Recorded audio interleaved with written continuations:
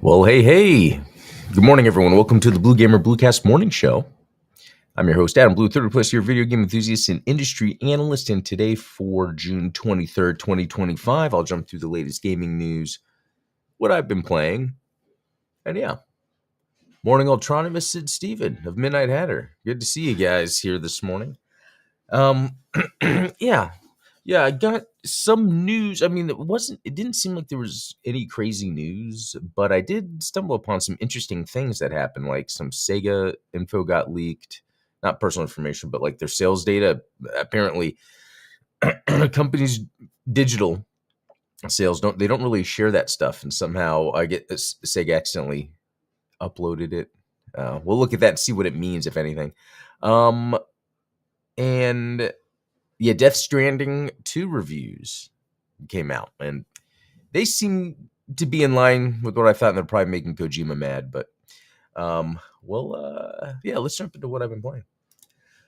Actually, before we do that, yesterday I had the second anime night. We watched a movie my brother recommended or suggested because he hadn't watched either, called Wonderful Days. Now, it came out in 2003, and it's actually Korean animation, and it was really good. I mean, I guess it's anime only in style, of the animation, because otherwise it was really shot like a movie. There wasn't a lot of talking, there wasn't a lot of dialogue. There was a lot of the scenes where the visuals were kind of telling the story. It was really good, and the Goji FX made another building for me, but this time with glass in it, which looks amazing, with the stickers painted, satellite. I mean, this is awesome stuff. So I got to take more pictures with the Godzilla stuff. Anyway, yeah, I'm just glad I did that additional. It's been my thing to have more reasons to be hanging out with people in person. Friday, I met up with a friend of mine, but yeah, it's been good. I want to keep that going. But all right, yeah, let's jump into the games. So this weekend, let's see. Since we had talked when I was playing that Paradox Soul game, that like side scroller. Hey, Mario fan, good to see you. Got to see you back.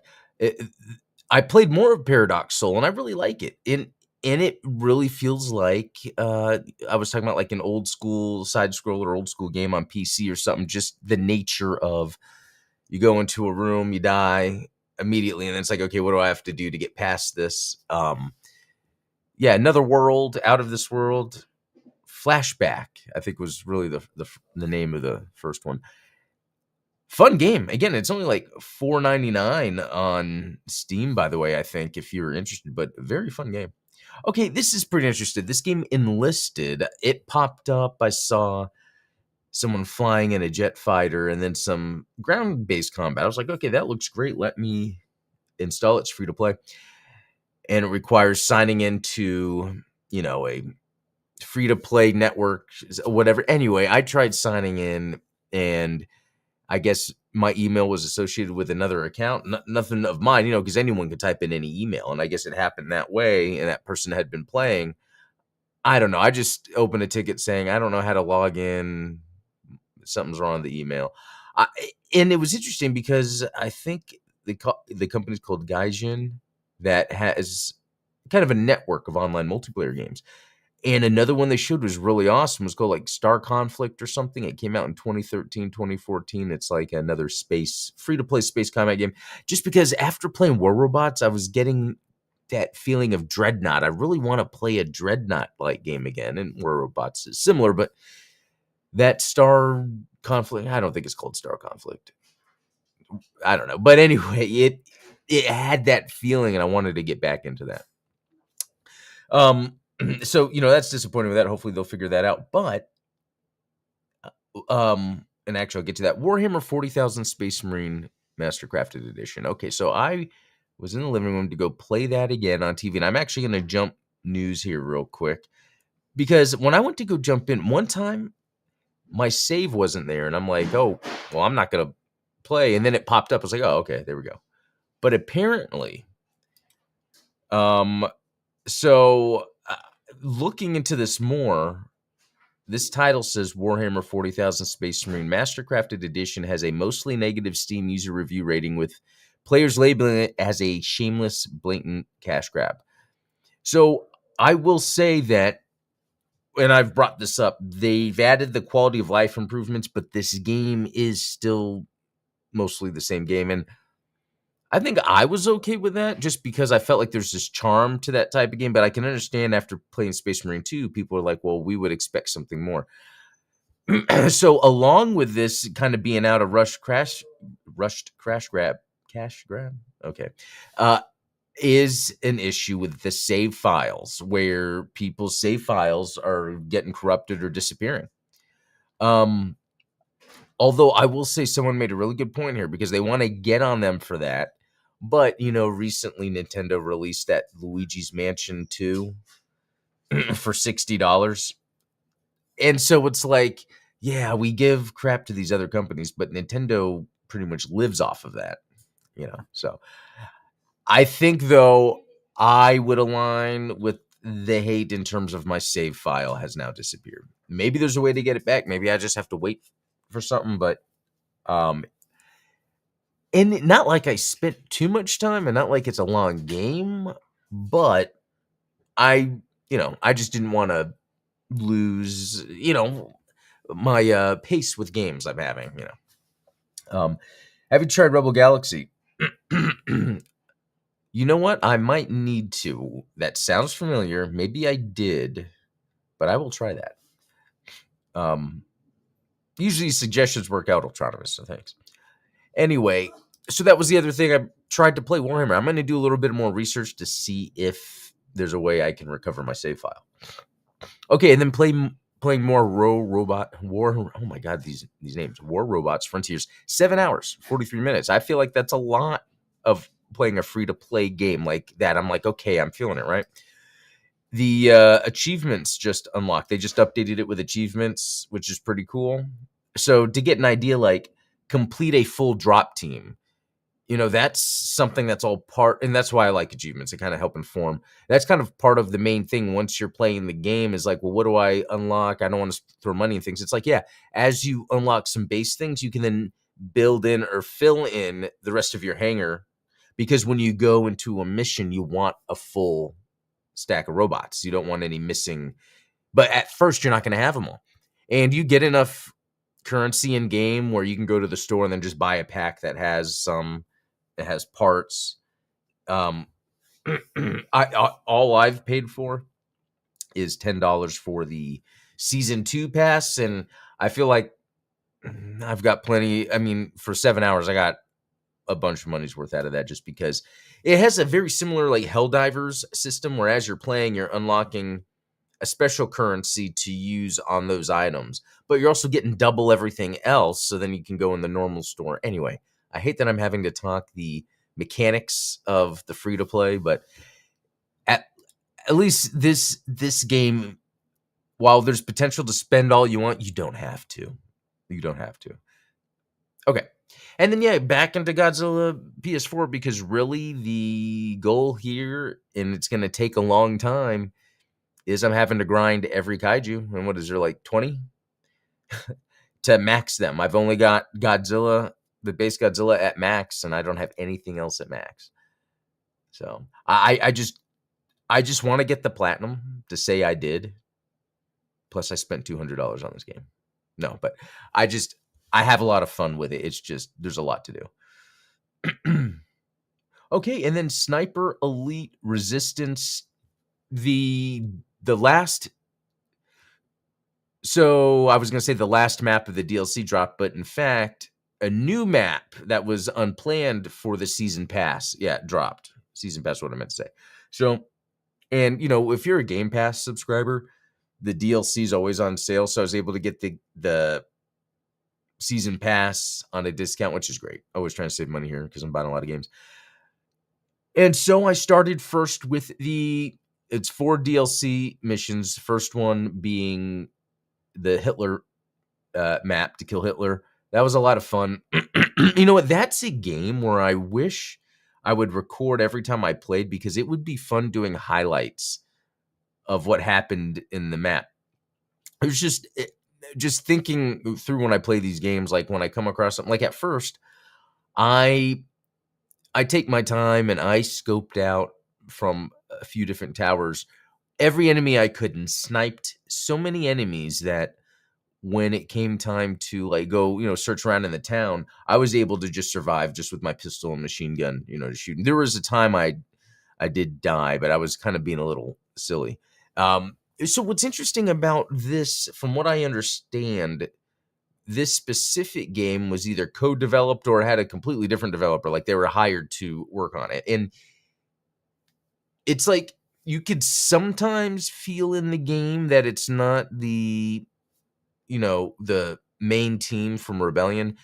For instance, there was a part on this map where, well, I noticed right away I couldn't go into the buildings. And normally in these games, any building you come across, you can go in. Not all the time, especially if it's like along the outskirts of the map, but normally even inside you can, because that's part of the strategy I'll use. It's like, okay, I've got a building here.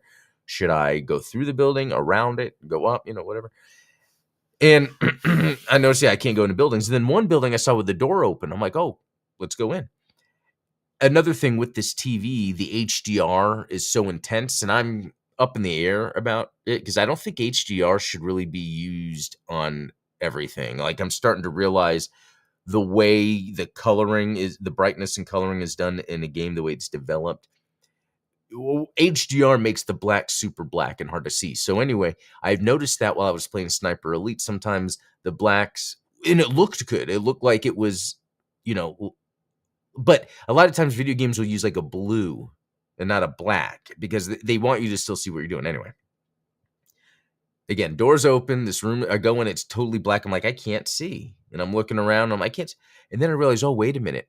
This was a spawn door that accidentally got left open.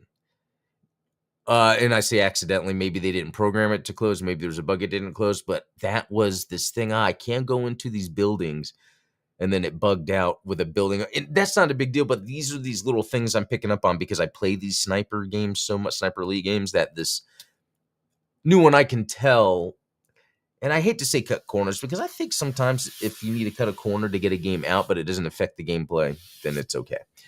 Because otherwise, this game is a lot of fun. And one thing, though, I will say they do on these maps that I actually appreciate is they design them so that when you are going to snipe, like that there's certain places they're going to expect a character to snipe. And when you do, they have like the perfect of the like water in front of you, reflection of the sun. Like it makes it, and I think, oh, that's a good idea. I never really thought about it. Where can you add the better looking effects when in a game mode where a player is expected to look? I don't know. It's just something interesting to think about. Anyway, I find it interesting. I've only put 18 hours into Sniper Elite because I played through all the missions except for all the DLC. But that could speak to it being a smaller game. If we went to Sniper Elite 5, yeah, Sniper Elite 5, 66 hours. Now, that was all the DLC maps. And I went back and got all... I don't think I got everything. Let's see. I don't know if... Yeah, okay, well, for instance, it collect 41 personal letters. There might be 41 total in the game, or there might be more, but anyway. And then Sniper Elite 4, 16, but I didn't go back. And I actually played it twice, because it actually doesn't show up. It only shows up one. Oh, no, right here. 22 hours on Steam for Sniper Elite 4 and 16 on Xbox. So, yeah. Oh, wait, anything else I want to say about Sniper Elite before I move on? That was a lot. But no, that was a lot of fun. Okay. So, check this out. First image of the Xbox Quest 3S leaks online. So they don't sell that MetaQuest 3 anymore. It's the one that I got. That's supposed to be the powerful one. which is interesting. So they have the scaled back one that they now sell, but there's an Xbox branded version. I wasn't expecting that, but something a friend of mine brought up recently that is, I think, a good use case, and it's a friend that doesn't play video games too much, but using the Meta Quest to play Xbox, because then you get your big screen anywhere. And so it's interesting that they're going that direction to actually brand that. So apparently there's this, and the announcement might be on June 24th. I guess that's coming up tomorrow. So we'll see what that's all about. It might be just as basic as, like, this comes with Game Pass. Look, and that's what I feel like has been going on with. I'm starting to, when I was confused about like these new ROG Ally announcements, and when it originally came out, like journalists were just like dogging it, and it's like, but it's actually good. And then even with the Quest, like use it for Xbox, like, wow, that's great. Now I'm seeing these more directed, the marketing where Microsoft's like, oh, before the journalists talk about the ROG Ally, let's invite them to a meeting, or let's leak ahead of time or show, an Xbox on the Quest to help people understand. Yes, on the Quest, that's another example of Xbox Play Anywhere. So I got to hand it to Microsoft to actually kind of go back and kind of fix that marketing, because I think that's what it's kind of been most of the time when there's been negative talk about something, because people don't understand something. Their first knee-jerk reaction is to be negative, and then other people just latch onto that. So I got to say, maybe I'm wrong in assuming this is what's happening, but it seems like Microsoft is going back to the drawing board with the idea, if their platform can be anywhere, then they need to help guide not only journalists but the consumer to see, yes, you can do all your Xbox stuff on here, because it's not like there's any other extra features. So, okay. So series producer says it's only Nintendo left for a Final Fantasy 16 port. Yoshida appears to hint that Final Fantasy 16 could come to Switch too. So we recently got the Xbox port, and I think, they're just talking about it. And now just Nintendo's left, and he says he'll do his best. But I wonder what that's in relation to. So 5 years after it was initially released on PlayStation 5, Final Fantasy Remake Integrate is coming to Xbox platforms. This follows the news from April that the game will be coming to Nintendo Switch 2. So, yeah, that's what the Final Fantasy. So, there's not too much news on it, just that. So, I do think that's going to happen, because so far Square Enix has made it a big deal about games needing to start being multi-platform, and they actually have been. We just got Final Fantasy 16 on Xbox. So, Bandai Namco, come on. All right, Borderlands 4 story. So I'm not going to pay attention to the story trailer. I don't really care. But I brought this up because I did watch some of the press play Borderlands 4 over the weekend. And, I think I got super tired of the game, or super bored of the game, the series. But it's interesting what they've done, and I think it's in traversal, and I think a lot of games end up doing this to open themselves up more. So in this game, you have the double jump, or it's like a jump and a dash. You also have a grappling hook. You also have like a glider, and you also have, at any time, you can spawn a vehicle. It's like Destiny, where the little thing spawns, and then you just drive around. So what they're doing in Borderlands 4 is making it more of, it's still first person, but you can just go easily traverse. And I think that's like the next step of these games. So I will say, for that to be the focus on how to expand Borderlands 4, that is more in line with something I'd be interested in. So that makes me more interested in Borderlands 4. Originally, I was like, I don't really care too much. It would be cool, especially if it's on Game Pass. I don't know how that's going to work. I don't know if Microsoft or Sony is trying to work something with 2K to get. I would think they might try, but but we'll see. Okay. Okay, here's the thing about Sega accidentally revealed numbers for Sonic, Like a Dragon, Persona, and more. And I don't know what that means. So I did a little thing with the ChatGPT here. Um, so Sega accidentally uploaded an internal investor relations presentation on June 18th. So this is just recently, revealing full lifetime sales figures for 11 major games before quickly removing it. And apparently companies don't normally do that. I think especially the digital, including digital sales. So Persona 5 Royale is their biggest with 7.25 million. And it's interesting because to me that seems low. But Sonic Frontiers 4.57 million, which then did, I guess it did for them better than I thought it would actually do for them. Team Sonic Racing 3.5, and then Sonic Superstars 2.4. That's you know, okay, hold on. Mario Wonder sales. I want to see Mario Wonder sales. Wow, 16 million by March, 4.3 in the first 2 weeks. Sonic Superstars came out the same time. And again, I am so happy Sega came back and actually said what they did with Sonic Superstars was a mistake. Kind of not putting all in on it and having it come out alongside Mario. I'm glad they've recognized that. Because 2.43 for the mascot I prefer. That's pretty low. And Sonic Superstars should have been that Mario Wonder for Sonic. It really should have been. They messed that up. Sounds more like it's just bad from a PR and possibly legal sense. What with potential NDAs. Yeah, well, I wonder because it was Sega themselves that released it.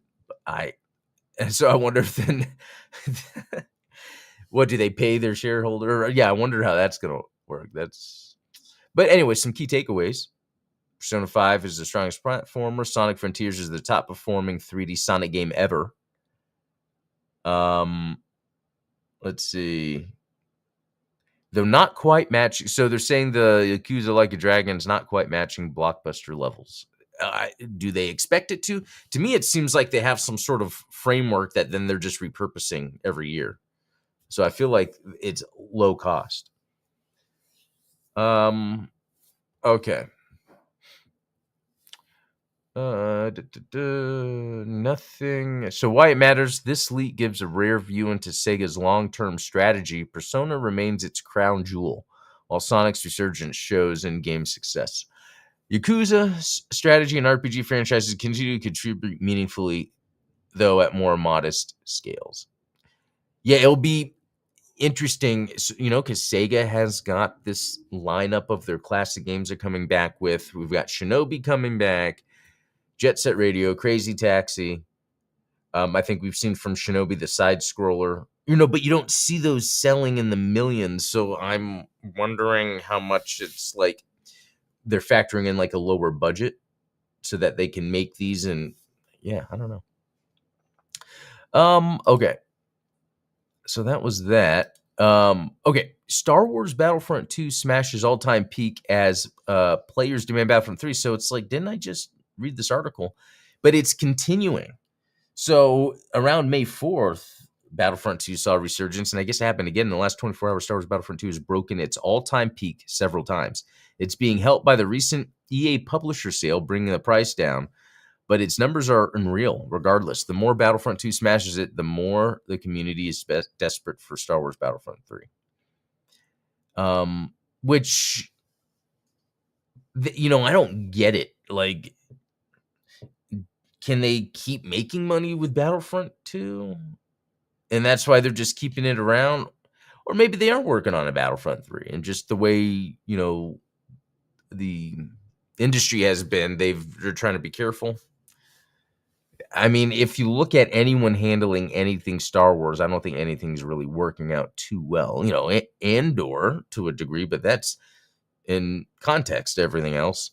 Even, the Jedi Survivor, the optimization on that's pretty poor, but generally people like that game. Uh, the new all-time peak for Star Wars Battlefront 2 was recorded on June 22nd at 35,000 players. To be honest, this figure could be broken again and again. The EA publisher sale on Steam has slashed Battlefront 2 by 80%. You can get it right now for $7.99. I mean, I think by now I have it on every platform. NBA star Kyrie Irving streamed Star Wars Battlefront 2 this week. What? I mean, so that's cool. I mean, that's cool when you get even celebrities that are into the game. That's crazy. Well, Tronimus Virtual Fighter from Sega. Good shout out there because they are bringing that back. Yeah, that's interesting. EA is fumbling the biggest bag of all time, not announcing Battlefront 3. And, it's interesting because as fun as Battlefront 2 was, I think it was fun because that's all we really had. And I think that's what is going on right now. I think there's a constant appetite for large scale Star Wars battle type gameplay. Because think about how much they've pulled back. Like the older Battlefront games technically relative to the time were better because you could go into space. It was seamless space, ground combat, park inside a Star Destroyer or whatever. And when they came out with these new ones, it wasn't like that. They were separated, and I don't like that it's separated. I wonder how much they did focus testing to understand that, the focus can't be on the ship battles, but they still had them on the side anyway. I don't know. So anyway, if there's a Battlefront 3, I think from my point of view, which could be wrong, it's like the way you make it amazing is by having that seamless ship combat. But it could be, especially seeing how popular this Battlefront is, it could be that building it without the seamless ship combat is what makes it more mainstream appeal. Just a thought. I'm not sure though. Okay. Yeah, we talked about that. Okay, here's this. Mind's Eye developer Build a Rocket Boy begins layoff process amid disastrous launch, studio sources say. Build a Rocket Boy has told staff a redundancy process has begun amid the disastrous launch of Mind's Eye. The cuts could affect over 100 employees, studio sources have told IGN. One person who asked to remain anonymous in order to protect their career told IGN there's no word yet on exactly how many staff are affected, but the standard 45-day consultation process starts today, June 23rd, which, according to UK law, is triggered when an employer proposes 100 more redundancies within 90 period. So, I get this is in UK, so it's a little different, but they get a 45-day consultation process or something, which is great because, a lot of times here, when you get laid off, you're told that day and then you're gone. And so, hopefully that gives them time to. The other part too is, and I could be wrong here, but I'm pretty sure with any game, once the development's done and maybe the first bug patch goes out, then there's usually some layoffs anyway, because there's people that were hard for the project. But I still want to play Mind's Eye. I'm just waiting for that right moment. I think the sale, only because of, it's hard to really justify spending that money when you hear all the bad things about it, but then you hear people have fun with it. You see some reviews where they talk about, or even the bug fixes they've made, so I'm going to be waiting for that, but I'll play it. Let's see. Was there anything else? No, I think that's it for today. I do have some demos I found recently that I'm going to play here this week. I already have them lined up, but today I knew there was a lot of news to cover. So, but I think that's it for today. I guess have a good rest of the week. I'll be back tomorrow with some more news. And oh, wait a minute. Did I not talk about the Death Stranding thing? Let me do that real quick, actually. I meant to bring that up. Not much to say, really, except that the reviews seem to be good for Death Stranding. We're seeing Open Critic 92 average, 95% recommend, 45 reviews. Carrick with ACG, I usually trust his stuff. He's saying it's worth a buy. Apparently, it's just got a little more gameplay to it. Just enough more going on from the first one. So, yeah. All right, guys. I'm going to head out. We will talk tomorrow. Until then, have a good one.